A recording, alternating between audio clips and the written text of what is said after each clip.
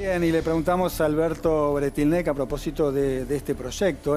Yo recuerdo hace muchísimo tiempo, les digo, año 2001, la CGT pidiendo también la eliminación del IVA. En otro momento la misma CGT pidiéndole a Néstor Kirchner que elimine el IVA.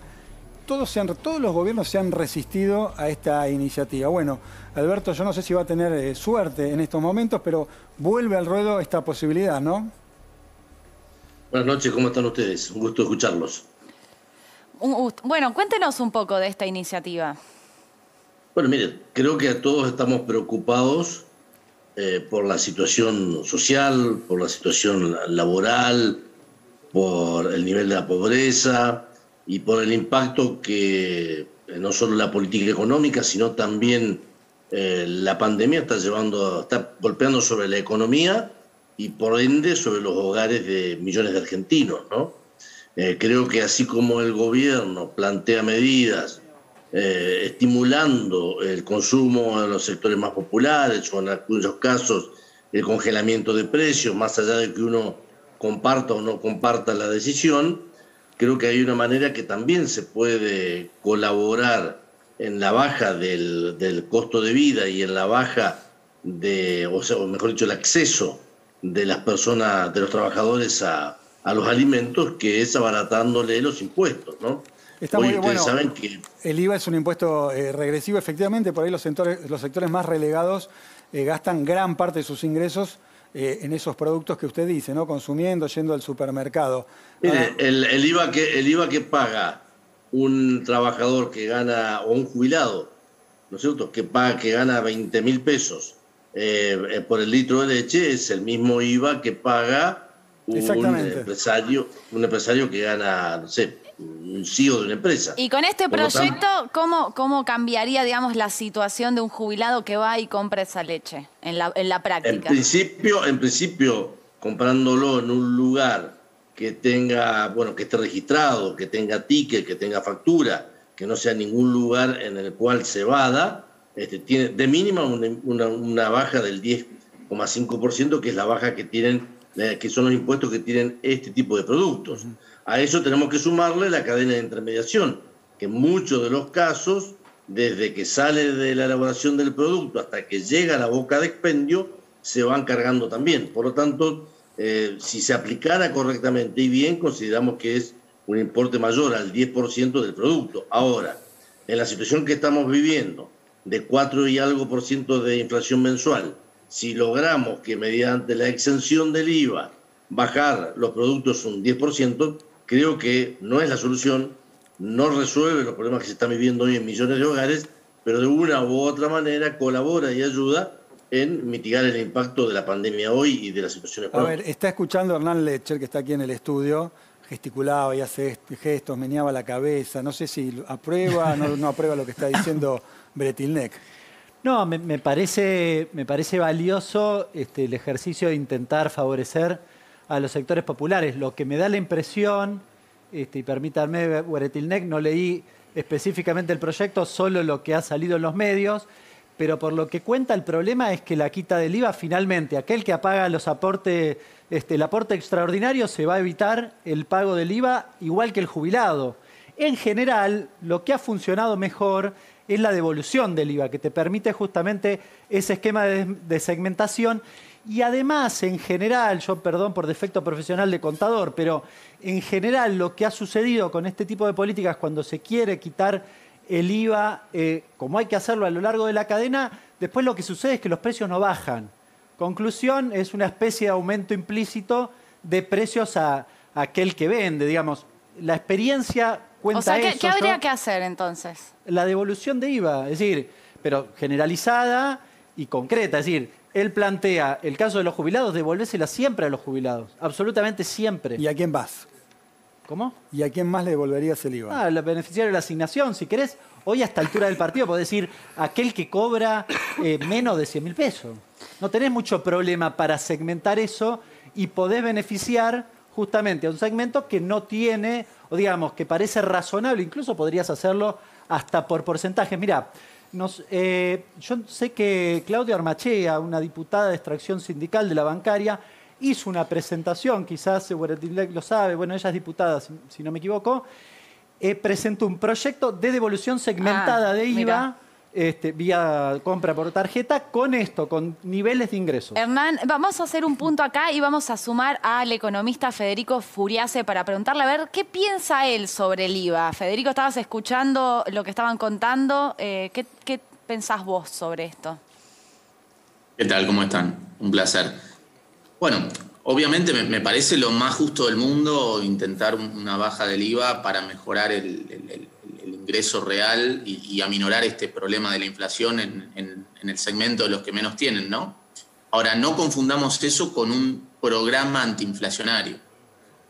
La inflación es un fenómeno mucho más complejo que está teniendo Argentina y no se va a resolver con una baja del IVA. De hecho, tenemos que pensar, si bien es una medida que nos parece justa a todos, una baja del IVA implica en el corto plazo un mayor déficit fiscal que va a tener el gobierno, porque es menos recaudación, y tenemos que pensar cómo se va a financiar eso, porque uno de los problemas que históricamente genera inflación en Argentina es tener un déficit fiscal, digamos, de mucho tiempo. Es decir, se gasta más de lo que se recauda, algunos gobiernos lo financian con deuda, eso termina mal, otros gobiernos lo financian con emisión monetaria, eso también termina mal a la larga, y eso es una de las causas por las cuales tenemos inflación crónica, ¿no? Por las cuales Argentina en un mes tiene la inflación que países vecinos tienen en un año y medio. Ahora, entonces, yo escucho... ¿Se está riendo de Hernán? No, ¿Por qué te a ver, reís? yo Los números, escucho... la verdad que los datos del primer cuatrimestre no muestran eso. Entonces, está bien, yo creo que su mirada siempre está teledirigida a la cuestión del déficit y la emisión. Yo no comparto absolutamente nada de eso. Y la inflación que tenemos hoy en la Argentina no se explica por eso. No se explica absolutamente por eso. Fíjense la carne. ¿De qué me están hablando? ¿Del déficit? Dale, por favor. Hay un montón de gente del otro lado preocupada en serio. Dejémonos de hinchar. Hay gente que, digamos, a ver, hay sectores... Reconocer que el problema de Argentina de la inflación no está asociado al déficit. Claro que no voy a discutir eso porque es indiscutible.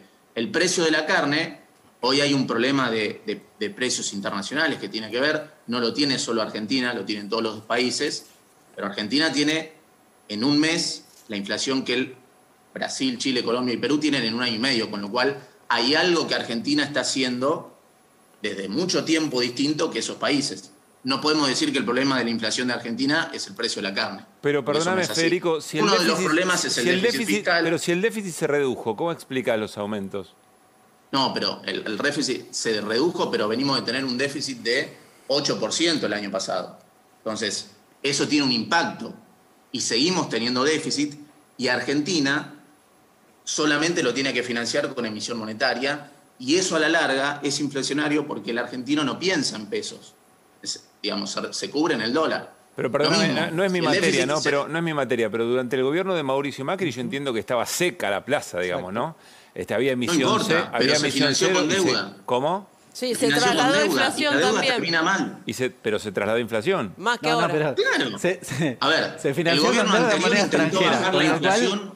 El gobierno anterior intentó bajar la inflación subiendo la tasa de interés, pero sin solucionar el problema del déficit, y se endeudó. Y eso a la larga termina mal. Y la deuda termina en más inflación. Entonces, ese fue el problema del gobierno anterior. Este gobierno, sí, si me permite, la pandemia, que iba a tener un déficit fiscal muy alto. Como hombre del interior, y sin ser economista, y con todo el respeto a quienes están en el debate, obviamente que la inflación en la Argentina al menos ha roto todas aquellas teorías económicas. Se hablaba de expansión monetaria y hubo retracción monetaria en los gobiernos anteriores, la inflación siguió. Y lo mismo de lo que estamos hablando ahora con el tema del déficit. Yo creo que el gobierno está minimizando algo que para nosotros en el interior tiene mucho impacto, que es lo que ha sucedido con los combustibles este año. Nosotros hemos tenido un 17,6% de aumento en naftas y en gasoil en lo que va del año, un 60% de incremento desde agosto hasta aquí. Soslayar la importancia que tiene en la producción argentina y en la logística argentina el costo de los fletes y los combustibles es no entender también una de las causales inflacionarias. Ahora, yo creo que todo lo que ustedes plantean como economistas tienen razón.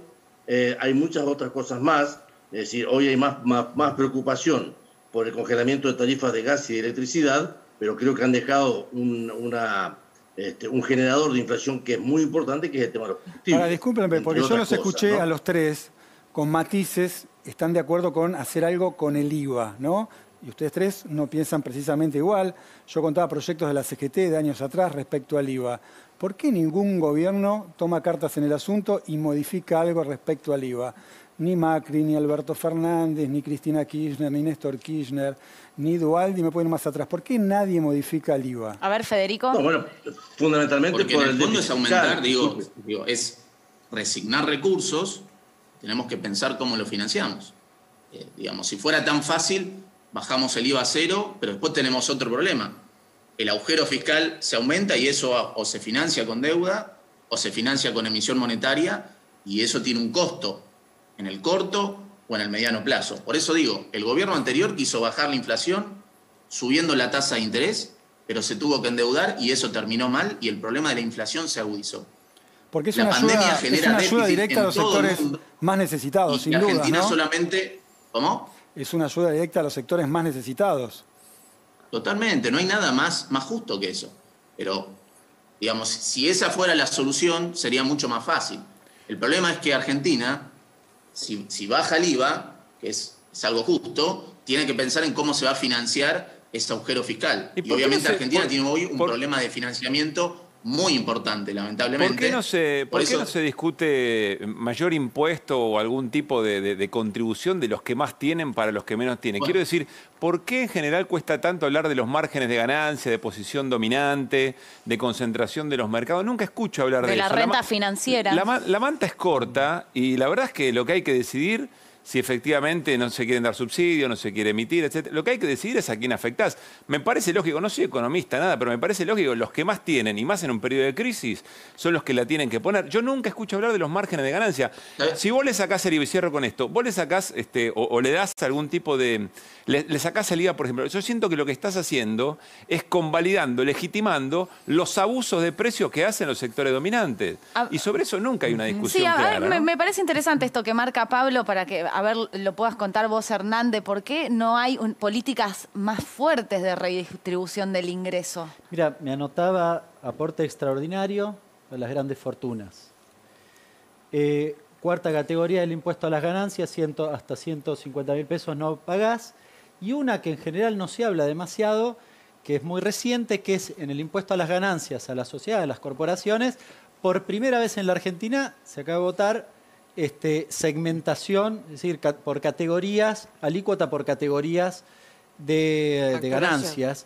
Con lo cual, aquellas empresas que ganan mucho pagan el 35%, que era un despropósito lo que hizo Macri, que bajó del 35 al 30 y lo iba a bajar al 25. ¿Pero no están cortos con eso? ¿Cómo? ¿No es poco?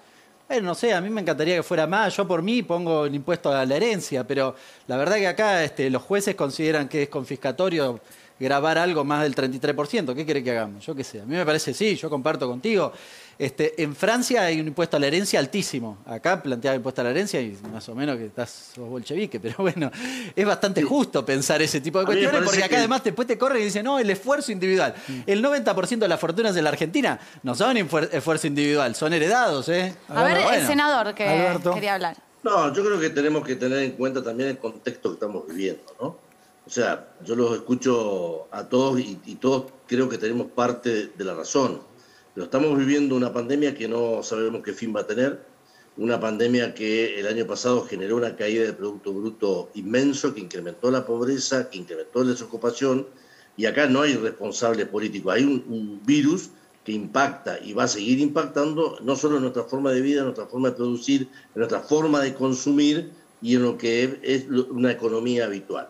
Entonces, pretender encontrar en medio de la pandemia y en medio de la crisis las soluciones estructurales a los problemas que tiene la Argentina realmente es muy, muy complejo. Por eso que la finalidad de mi proyecto, si es modificado, enriquecido, complementado por otros proyectos, por otras opiniones, me parece fantástico, es generar otra herramienta de auxilio y de ayuda para aquellos sectores de la población que realmente están pasando muy mal. Y sobre todo en ningún artículo que es suntuoso o que es de lujo, sino que son elementos necesarios y mínimos como para poder tener una vida digna, que significa alimentarse durante los 30 días del mes. Totalmente. Le agradecemos a los tres por estar en Fuego Amigo. Los volveremos a convocar porque claramente este dilema que pasa en los países, en todo el mundo pasa, pero en los países más desiguales pasa más. El dilema entre la salud y la economía en un momento tan difícil del coronavirus. Gracias y buenas noches. Hasta luego. Bueno, que estén bien todos. Bien, pequeño corte y Sí. seguimos en Fuego Amigo. Sí, Dale. quédense que hay más.